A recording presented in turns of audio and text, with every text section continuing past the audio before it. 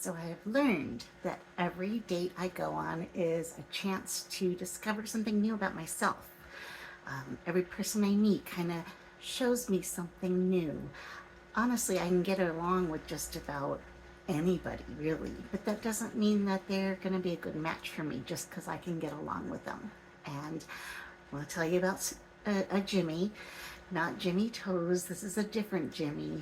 And as I said before, as a collective group, most of the Jimmies I've met are kind of adorable and a little bit quirky, and he definitely fit into that group.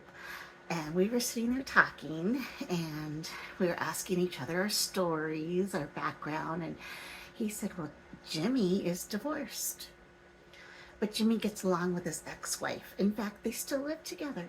And I was like, oh, Jimmy likes to talk about himself in the third person. That's unusual.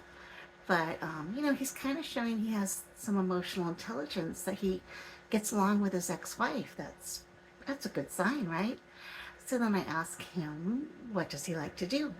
He's like, oh, you want to know more about Jimmy? Jimmy likes surfing. Jimmy also likes pickleball, but most of all, Jimmy really likes to surf. And I just kind of was like, oh, no, no, this is going to bother me.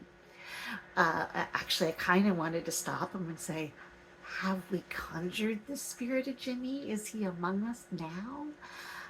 But I didn't.